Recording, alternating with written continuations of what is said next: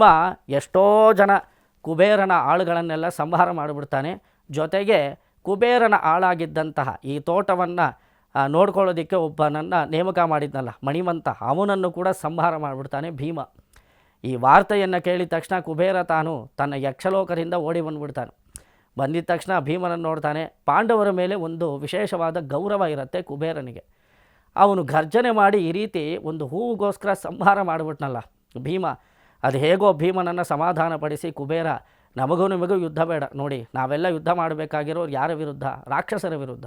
ಯಾರು ಲೋಕಕಂಟಕರಾಗಿದ್ದಾರೋ ಕೌರವರ ವಿರುದ್ಧ ಬೇಕಿದ್ದರೆ ನಾವೆಲ್ಲ ಸೇರಿ ಯುದ್ಧ ಮಾಡಬೇಕೇ ಹೊರತು ನಮ್ಮಲ್ಲೇ ಈ ಥರ ಜಗಳವಾಡಬಾರದು, ಇದರಿಂದ ನಮಗೆ ಕ್ಷೇಮವಾಗತ್ತ, ಯೋಚನೆ ಮಾಡಿ ಎಂದು ಹೇಳಿ ಭೀಮನನ್ನು ಹೇಗೋ ಸಮಾಧಾನಪಡಿಸಿದಂತಹ ಕುಬೇರನು, ಸರಿ ನಿಮಗೆ ಪುಷ್ಪ ಬೇಕಿದ್ದರೆ ಅದನ್ನು ತಗೊಂಡು ಹೋಗಿ ಅಂತ ಹೇಳಿ ಕಳಿಸ್ಬಿಡ್ತಾನೆ. ಇವನು ಮಣಿವಂತರನ್ನೇ ಸಂಹಾರ ಮಾಡಿರ್ತಾನೆ ಭೀಮ. ಎಷ್ಟೋ ಜನ ಅಲ್ಲಿದ್ದಂಥ ಆಳುಗಳನ್ನೆಲ್ಲ ಕೊಂದುಬಿಟ್ಟಿರ್ತಾನೆ ಒಂದು ಪುಷ್ಪಕ್ಕೋಸ್ಕರ. ಅದನ್ನು ತುಂಬ ಗಂಭೀರವಾಗೇನು ಕುಬೇರ ತಗೊಂಡಿರೋದಿಲ್ಲ. ಆದರೆ ಧರ್ಮಪುತ್ರನಿಗೆ ಇದ್ರ ಬಗ್ಗೆ ಚಿಂತನೆ ಏರ್ಪಟ್ಬಿಡತ್ತೆ. ಭೀಮ ಅಷ್ಟು ಪುಷ್ಪಗಳನ್ನು ತೊಗೊಂಡು ಬಂದು ಕೊಡ್ತಾನೆ ದ್ರೌಪದಿ ದೇವಿಗೆ. ಇವರೆಲ್ಲ ಇರಬೇಕಾದ್ರೆ ಧರ್ಮಪುತ್ರನಿಗೆ ಒಂದು ಆಲೋಚನೆ ಬರುತ್ತೆ, ಒಂದು ಪುಷ್ಪಕ್ಕೋಸ್ಕರ ಒಂದು ಯುದ್ಧ ಮಾಡೋ ಅಗತ್ಯವಿದೆಯಾ? ನೋಡಿ, ಯುದ್ಧ ಮಾಡಬೇಕು ಅಂದರೆ ಅದಕ್ಕೊಂದು ಅದು ಯಾವುದಾದ್ರೂ ಒಂದು ಬಲವಾದ ಒಂದು ಕಾರಣ ಇರಬೇಕು. ಯುದ್ಧ ಅಂದರೆ ಎಷ್ಟು ನಷ್ಟಗಳಾಗುತ್ತೆ, ಪ್ರಾಣಗಳೆಲ್ಲ ಹೋಗ್ಬಿಡತ್ತೆ, ಅಷ್ಟು ಜನ ಸತ್ರಲ್ಲ. ಇವಾಗ ಅದೇನಾದರೂ ಸಮಾಧಾನ ಹೇಳಲಿಕ್ಕೆ ಸಾಧ್ಯವ? ಒಂದು ಜೀವಕ್ಕೆ ಬೆಲೆ ಕಟ್ಟೋದಕ್ಕೆ ಸಾಧ್ಯವ? ನೋಡಿ, ಸತ್ತ ಮೇಲೆ ನಾವು ಎಷ್ಟೇ ಅದಕ್ಕೆ ಬೆಲೆ ಕೊಟ್ಟರೂ ಕೂಡ ಅವರ ಜೀವನ ನಡಿಬೇಕು, ಉಳಿದವರ ಜೀವನ ನಡಿಬೇಕು ಅಂತ ನಾವು ಎಷ್ಟೇ ಹಣ ಕಾಸು ಕೊಟ್ಟರೂ ಕೂಡ ಸತ್ತ ವ್ಯಕ್ತಿಯನ್ನು ನಾವು ಪುನಃ ತರೋದಕ್ಕೆ ಸಾಧ್ಯವ? ಒಮ್ಮೆ ಹೋದರೆ ಹೋದರು ಅಂತ ಅಷ್ಟೇ ತಾನೆ. ಅವ್ರು ಮತ್ತೆ ಬದುಕು ಅನ್ನೋದು ಅವ್ರಿಗೆ ತುಂಬ ಕಷ್ಟ. ಅದರಿಂದ ಕೊಲ್ಲಬೇಕಾದ್ರೆ ಯೋಚನೆ ಮಾಡಬೇಕು. ಯಾರಿಗೂ ಒಬ್ಬರನ್ನ ಕೊಲ್ಲೋದಕ್ಕೆ ಅಧಿಕಾರವೇ ಇಲ್ಲ. ಯಾಕೆಂದರೆ ಒಬ್ಬರು ಸೃಷ್ಟಿ ಮಾಡೋದಕ್ಕೆ ಸಾಧ್ಯವಿಲ್ಲ. ನೋಡಿ, ನಮಗೆ ಹೇಳಿ ಏನಂದರೆ ನಾವು ತುಂಬ ಸುಲಭದಲ್ಲಿ ಕಾರಣವೇ ಇಲ್ಲದೆ ನಾಶ ಮಾಡಿಬಿಡ್ತೀವಿ. ಆದರೆ ನಾಶವಾಗಿರುವಂತಹ ಪದಾರ್ಥವನ್ನು ಮತ್ತೆ ಸೃಷ್ಟಿಸೋದಕ್ಕೆ ನಮಗೆ ಸಾಮರ್ಥ್ಯ ಇರೋದಿಲ್ಲ. ಅದು ಪರಮಾತ್ಮ ಮಾತ್ರ ಸೃಷ್ಟಿ ಮಾಡೋದಕ್ಕೆ ಸಾಧ್ಯ. ಆದ್ದರಿಂದ ಪರಮಾತ್ಮ ಕೊಂದರೆ ತಪ್ಪಿಲ್ಲ, ಯಾಕೆಂದರೆ ಅವನು ಸೃಷ್ಟಿಸಬಹುದು. ಆದರೆ ನಾವು ಕೊಂದರೆ ತಪ್ಪು, ಯಾಕೆಂದರೆ ನಾವು ಮತ್ತೆ ಸೃಷ್ಟಿ ಮಾಡೋದಕ್ಕೆ ಸಾಧ್ಯವಿಲ್ಲ. ನೋಡಿ, ಈ ಭೀಮಸೇನ ಈ ರೀತಿ ಮಾಡಿಬಿಟ್ನಲ್ಲ, ಒಂದು ಸಣ್ಣ ಹೂವಿಗೋಸ್ಕರ, ಅಲ್ಲಿ ಯಾವುದೋ ಒಂದು ತೋಟದಲ್ಲಿ ಒಂದು ಹೂವಿತ್ತು, ಅದನ್ನು ತಗೊಂಬರೋದಕ್ಕೋಸ್ಕರ ಒಂದು ಯುದ್ಧ ಮಾಡಿ ಅಷ್ಟು ಜನರನ್ನೆಲ್ಲ ಕೊಂದರೆ ಇದು ನಮಗೆ ಅಪಕೀರ್ತಿ ಏರ್ಪಡೋದಿಲ್ವ ಅಂತ ಧರ್ಮಪುತ್ರನಿಗೆ ಒಂದು ಸಂದೇಹ ಬರುತ್ತೆ. ಅವನ ಮನಸ್ಸಿನಲ್ಲಿ ಒಂದು ರೀತಿಯಾದ ಭಾವನೆ ಬರುತ್ತೆ, ಸಮಾಧಾನವೇ ಆಗೋದಿಲ್ಲ ಧರ್ಮಪುತ್ರನಿಗೆ. ಆ ಸಮಯದಲ್ಲಿ ಧೌಮ್ಯ ಎಂದು ಕರೆಯಲ್ಪಡುವಂತಹ ಪಾಂಡವರ ಪುರೋಹಿತರು, ಆ ಮಹರ್ಷಿಗಳು ಬರ್ತಾರೆ.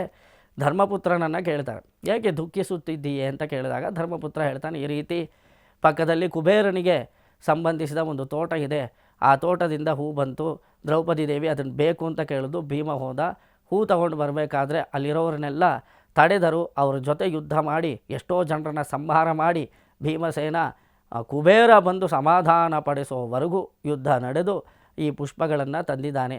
ನೋಡಿ, ಒಂದು ಹೂವಿಗೋಸ್ಕರ ಯುದ್ಧ ಮಾಡಬಹುದಾ? ಇದೆಲ್ಲ ನಮಗೆ ಅಪಕೀರ್ತಿ ಅಲ್ವಾ? ಪಾಂಡವರನ್ನು ಬಗ್ಗೆ ಯಾರಾದರೂ ಈ ಥರ ಹಗುರವಾಗಿ ಮಾತಾಡೋದಿಲ್ವಾ ಎಂದು ಧೌಮ್ಯರ ಬಳಿ ಕೇಳಿದಾಗ, ಎಲೆ ಧರ್ಮಪುತ್ರನೇ ಬಾ ಅಂತ ಕರೆದು ಅವನನ್ನು ಕರ್ಕೊಂಡು ಹೋಗಿ ಒಂದು ಸ್ಥಳಕ್ಕೆ ಹೋಗ್ತಾರೆ ಧೌಮ್ಯರು. ಆ ಸ್ಥಳಕ್ಕೆ ಹೋಗಿ ಆಕಾಶವನ್ನು ತೋರಿಸ್ತಾರೆ. ನೋಡಿ, ಇದೇ ಸ್ವರ್ಗಲೋಕ, ಇದೇ ನರಕಲೋಕ, ಇದೇ ಈ ಲೋಕ ಆ ಲೋಕ, ಎಲ್ಲ ಲೋಕಗಳನ್ನು ತೋರಿಸಿ ಕಡೆಗೆ ಒಂದು ಬ್ರಹ್ಮಲೋಕವನ್ನು ತೋರಿಸಿ, ಬ್ರಹ್ಮಲೋಕದ ಮೇಲೆ ಇರುವಂತಹ ಹಿರಣ್ಯಗರ್ಭ ಎಂದು ಕರೆಯಲ್ಪಡುವಂತಹ ಶ್ರೀವೈಕುಂಠ, ಆ ಲೋಕವನ್ನು ತೋರಿಸಿದಂತಹ ಧೌಮ್ಯರು ಧರ್ಮಪುತ್ರನನ್ನು ಉದ್ದೇಶಿಸಿ ಹೇಳ್ತಾರೆ, ಇದೆಲ್ಲವೂ ಅವನ ಲೀಲೆ ಅಂದ್ಬಿಡ್ತಾರೆ. ಧರ್ಮಪುತ್ರ ಹೇಳ್ತಾರೆ, ಕೊಂದಿದ್ದು ಭೀಮ, ಸತ್ತಿದ್ದು ಮಣಿಮಂತ, ಸಮಾಧಾನಪಡಿಸಿದ್ದು ಕುಬೇರ, ಇದು ಹೇಗೆ ಭಗವಂತನ ಲೀಲೆ ಆಗತ್ತೆ?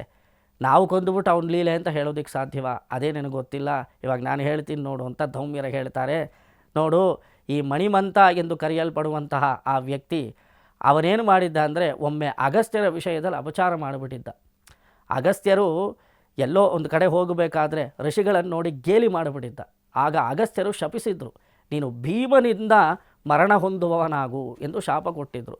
ಅದರ ಪ್ರಕಾರವಾಗಿ ಈಗ ಭೀಮ ಈ ಮಣಿಮಂತನನ್ನು ಕೊಂದ ಅಷ್ಟೇ. ಇದೆಲ್ಲ ಅಗಸ್ತ್ಯರ ಶಾಪ. ಅಗಸ್ತ್ಯರ ಶಾಪ ಕೊಡೋದಕ್ಕೆ ಕಾರಣ ಯಾರು ಅಂದರೆ ಭಗವಂತನ ಪ್ರೇರಣೆ. ಅಗಸ್ತ್ಯರ ಅಂತರಂಗದಲ್ಲಿ ಭಗವಂತ ಇದ್ದು ಈ ರೀತಿ ಶಾಪ ಕೊಡಿಸಿದ ಅಗಸ್ತ್ಯರ ಮೂಲಕ. ಅದರ ಪ್ರಕಾರ ನಡೆದಿದೆ ಅಷ್ಟೇ. ಭೀಮ ಕೊಂದಿದ್ದಕ್ಕೆ ಕಾರಣ ಏನು ಅಂದರೆ ಶಾಪ ಕೊಟ್ಟವರು ಅಗಸ್ತ್ಯರು. ಅಗಸ್ತ್ಯರ ಹೃದಯದಲ್ಲಿದ್ದವರು ಯಾರು? ಭಗವಂತ. ಅಂದಮೇಲೆ ಇದೆಲ್ಲವೂ ಭಗವಂತನ ಲೀಲೆ ಎಂದು ತಾನೇ ಅರ್ಥ.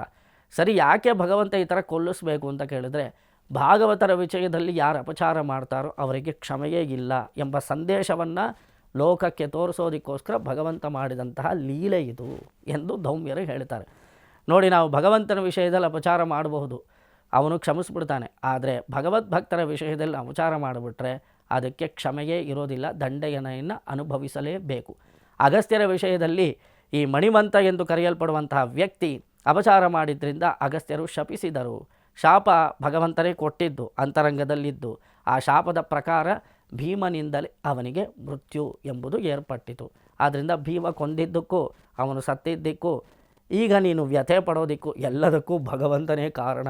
ಅವನ ಲೀಲಾನುಸಾರವಾಗಿ, ಅವನ ಸಂಕಲ್ಪಾನುಸಾರವಾಗಿ ಪ್ರಪಂಚ ನಡೆಯುತ್ತೆ. ಅವನು ಎಲ್ಲಿದ್ದಾನೆ ಎಂದು ಕೇಳಿದರೆ ಹಿರಣ್ಯಗರ್ಭ ಎಂದು ಕರೆಯಲ್ಪಡುವಂತಹ ಪರಮಾತ್ಮನು ಸುವರ್ಣಕ್ಕೆ ಸದೃಶವಾದ ದಿವ್ಯಲೋಕ ಯಾವುದು? ಶ್ರೀವೈಕುಂಠ. ಶ್ರೀವೈಕುಂಠವೆಂಬ ದಿವ್ಯಲೋಕದಲ್ಲಿ ಭಗವಂತ ನೆಲೆಸಿದ್ದಾನೆ. ಆ ವೈಕುಂಠದ ಗರ್ಭದಲ್ಲಿ ಭಗವಂತ ನೆಲೆಸಿರೋದ್ರಿಂದ ಅವನನ್ನು ಹಿರಣ್ಯ ಗರ್ಭ ಎಂದು ವಿಷ್ಣು ಸಹಸ್ರನಾಮ ಕೊಂಡಾಡುತ್ತೆ. ಶ್ರೀಮತೆ ರಾಮಾನುಜಾಯ ನಮಃ.